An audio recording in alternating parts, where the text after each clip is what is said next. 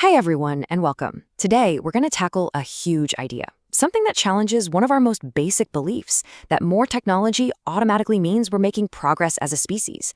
The material we're digging into today suggests something totally different, a radical new take on what it actually means for humanity to evolve. Let's jump in.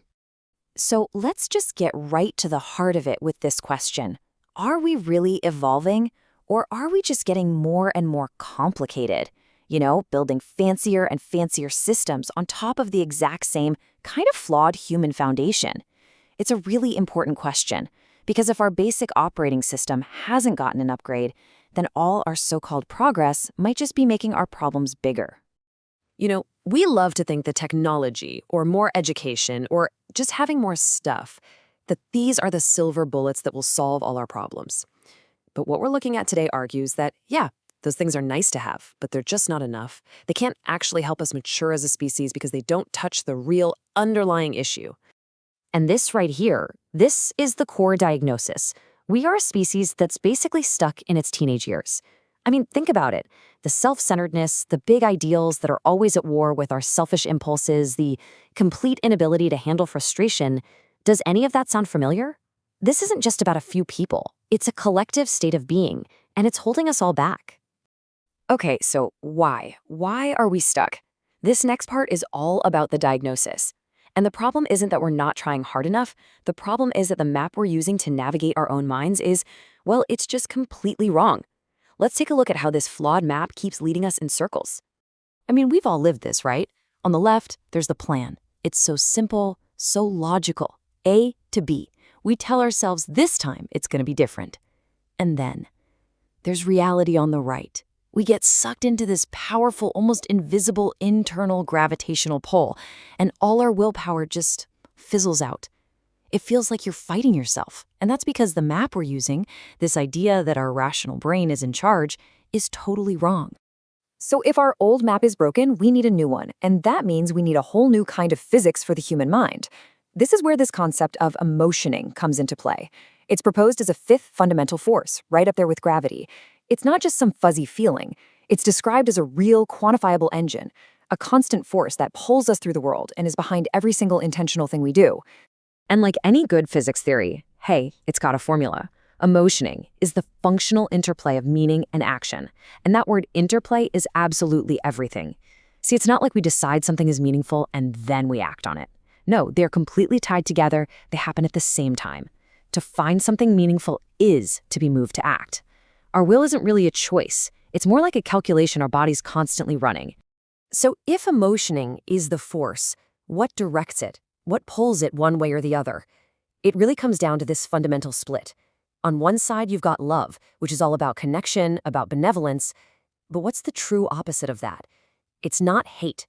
The real destructive force, the thing that keeps us trapped in that adolescent state, is contempt. That feeling of worthlessness, of scorn, of utter rejection. Just let that sink in for a minute. This is such a powerful way to put it. Contempt isn't just a bad attitude. The source we're looking at calls it the deadliest form of heart disease for the human race. It's not just a surface wound. It's a systemic rot that destroys our connections, our morale, everything. It's what keeps the bully on the playground and poisons the well for all of us. All right, so if contempt is the disease, is there a cure? The solution that's proposed isn't some new age philosophy or a piece of tech. It's actually a return to our most basic biological design. It's a mandate that's literally written into our DNA. And that mandate is love. But not love in a vague Hallmark card kind of way.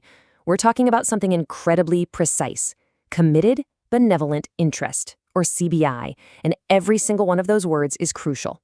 Committed means it's for the long haul. Benevolent means it truly wants what's best for the other. And interest means it's an active, engaged drive to connect. It's not a feeling that comes and goes, it's a way of being. This is the perfect metaphor to understand it. Think of all of humanity as one single body.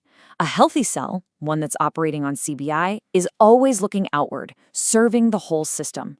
But a cell that's operating on contempt, it goes rogue. It becomes like a cancer cell. It's only focused on itself, on its own expansion, even if it kills the body to do it. So this call to embrace CBI isn't just a nice idea. It's our biological imperative if we want to survive and be healthy. So how do we even know when we've gone off course? That's where this theory just completely flips our understanding of so-called negative emotions, like guilt or anxiety. These aren't engine failures. They're the dashboard lights blinking at you, telling you to check the engine. The source says these feelings are actually sponsored by love. Think about it. You can only feel guilty about breaking a promise to someone you actually care about. These feelings are your internal GPS telling you, hey, you've taken a wrong turn. Reroute now. And all of this, it leads us right here to the ultimate point. We are standing at a massive evolutionary crossroads.